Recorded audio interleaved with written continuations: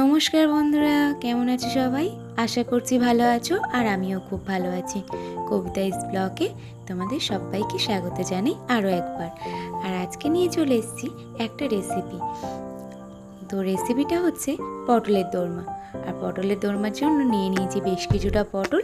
আর পটলগুলোকে আমি এইভাবে ছাড়িয়ে নেব। আর হ্যাঁ, তার আগে কিন্তু আমি মুখগুলোকে একটু কেটে নিয়েছি, নাহলে একটু ছাড়াতে অসুবিধা হয়, আমার হয়। তো যাই হোক, আমি পটলের খোসাগুলোকে খুব সুন্দরভাবে ছাড়িয়ে নেব। তো দেখো, আমার পটলের খোসাগুলোকে ছাড়িয়ে নিয়েছি আমি। নেওয়ার পর পটলের ভিতরে যে দানাগুলো আছে ওগুলোকে আমি পুরোটা বার করে নেব। আর পটলের দোরমা কে কীভাবে করো সেটা কমেন্টে অবশ্যই জানিও। আর আমি যে এরকমভাবে করছি কে কে জানো সেটাও কিন্তু কমেন্টে জানিয়ে যেও। তো আজকে আমি এটা করব চিকেন দিয়ে। তো তার আগে আমি এগুলোকে সবগুলোকে পরিষ্কার করে নেব একই রকমভাবে। একদম দানাটা বার করে নিয়েছি, দেখো খুব সুন্দরভাবে দানাটা বেরিয়ে গেছে। আর হ্যাঁ, দানাটা বার করার জন্য এরকম একটা চামচ হলে খুবই সুবিধা হয়, কারণ হাত দিয়ে তো করা যাবে না।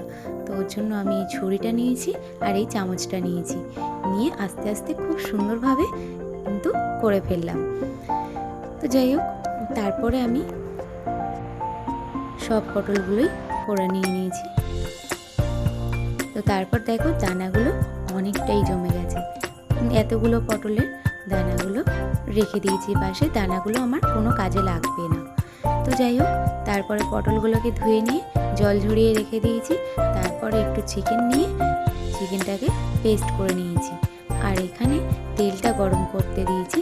আর হ্যাঁ, আমি কিন্তু সাদা তেলেই ভাজবো পটলটা, কারণ সাদা তেলে ভাজলে কালারটা সুন্দর আসে, আর সাদা তেলটাই আমরা ইউজ করি।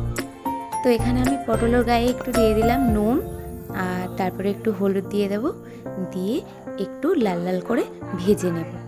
আর এখানে আমি সবগুলো পটল একসাথে দিয়ে নিয়ে একটা একটা করে ছেড়েছি, যেহেতু তেলটা অনেকটাই গরম হয়ে গেছে, তো একটা একটা করেই ওই জন্য ছাড়ছিলাম। আর গ্যাসটাকে আমি লো ফ্লেমে দিয়ে দিয়েছি, কারণ হাই ফ্লেমে দিলে পটলগুলো পুড়ে যেতে পারে। তো তার জন্য আমি লো ফ্লেমে দিয়েই ভাজছি। আর হ্যাঁ, এখানে আমি বেশ একটা আলু সিদ্ধ করে নিয়েছি গোটা। তো আমি এরকম সিদ্ধ করে নিয়ে ওটাকে ম্যাশ করে নেব। ম্যাশ করে নেওয়ার পর আমি ওখানে চিকেনটা দিয়ে দেবো। চিকেনটা দিয়ে খুব সুন্দরভাবে আরেকটু ম্যাশ করে নেব। আর দেখো, চিকেনটাকে আমি হালকা একটুখানি পেস্ট করেছি, খুব কিন্তু একদম পেস্ট করিনি, না হলে চিকেনটা গালে লাগবে না। তো যাই হোক, মুখের মধ্যে একটু একটু চিকেন পড়লে তবে না পটলের দোরমাটা ভালো লাগবে। তো যাই হোক, এই পর্যন্ত এখানে ম্যাশ করে নিলাম, দিয়ে দিলাম নুন। আর আমি যেহেতু কড়াতে একটু ফ্রাই করে নেব, তার জন্য একটু হলুদও দিয়ে দিলাম।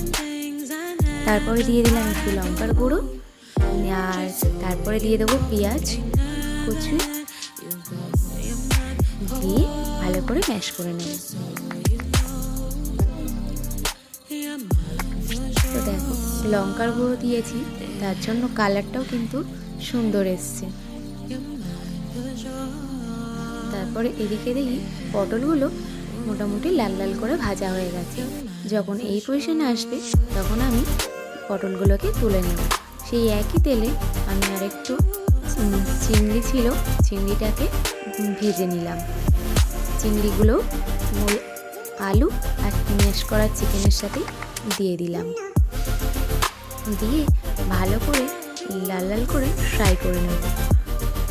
আর যতক্ষণ না আমার এরকম একটা কালার চলে আসছে, আমি ততক্ষণ ওটাকে নামাবো না। আর এটা একদম শুকনো শুকনো হবে। নামানোর আগে আমি একটুখানি গরম মশলার গুঁড়ো দিয়ে দিয়েছি।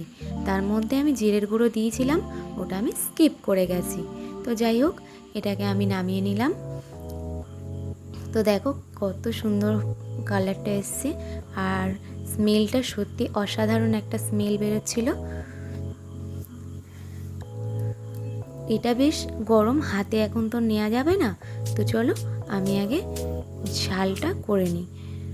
তার জন্য আমি এখানে নিয়ে নিয়েছি একটা তেজপাতা, দুটো দারচিনি, দুটো গরম মশলা, দুটো লবঙ্গ আর দুটো শুকনো লঙ্কা। তারপরে নিয়ে কড়াইতে দিয়ে দিলাম একটু তেল। তারপরে একে একে ওইগুলো দিয়ে দেব। দিয়ে একটু নাড়াচাড়া করার পরেই যেই লাল লাল হয়ে আসবে তারপরে আমি একই রকমভাবে মশলাগুলোকে দিয়ে দেব। প্রথমেই দিয়ে দেব পেঁয়াজ কুচি।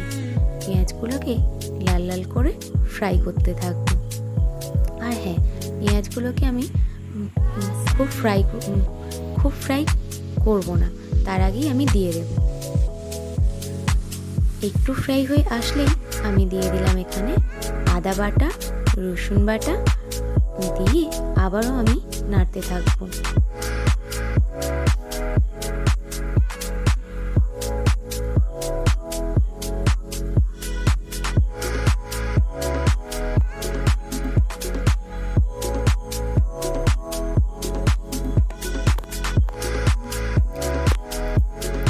তো দেওয়ার পর আমি এখানে দিয়ে দিলাম একটু হলুদের গুঁড়ো আর লঙ্কার গুঁড়ো। কাশ্মীরি লঙ্কার গুঁড়ো দিয়েছি, কারণ আমি এখানে খুব একটা ঝাল দেব না, কারণ আমার মেয়েও খাবে, তার জন্য আমি একটু ঝাল কমই দিয়েছি। তারপরে দিয়ে দিলাম নুন, দিয়ে আবারও ভালো করে কষিয়ে নেব। আর লঙ্কার গুঁড়োটা দিতে বেশ কালার এসছে। কাশ্মীরি লঙ্কার গুঁড়ো দিয়ে দিয়েছিলাম। তো তারপর আমি এখানে দিয়ে দিলাম জলটাকে ভালো করে অনেকক্ষণ ধরে মশলাটাকে কষিয়ে।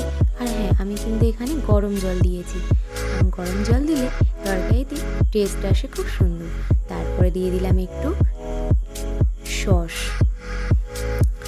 সসটা দেওয়ার পর আমি বেশ কিছুক্ষণ এরকমভাবে নাড়িয়ে নিয়ে ফুটতে দেব। আর বেশ একটু খেয়ে নিলে তারপরে আমি দিয়ে দিলাম এখানে জিরের গুঁড়োটা দিয়ে হয়ে গেছে আমার কারিটা। তারপরে পটলগুলোকে ঠান্ডা হতে দিয়েছিলাম, বেশ গরম ছিল, আর ওটাও যেহেতু গরম ছিল, তারপর আমি পটলগুলোর পুরটা দিয়ে দেব। একে একে সবগুলো পটলকে খুব আস্তে আস্তে আলতো হাতে পুরগুলোকে ভরে নেব।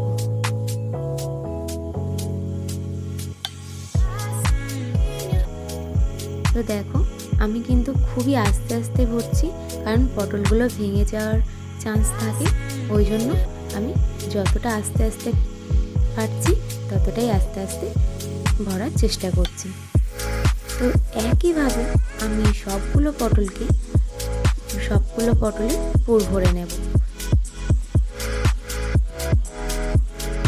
তো দেখো, আমার হাতে এই পটলটা একটু ভেঙে গেছে, একটু চাপ পড়েছে, তাও এত ধীরে সুস্থে আস্তে আস্তে করছি, তাও ভেঙে গেল একটু।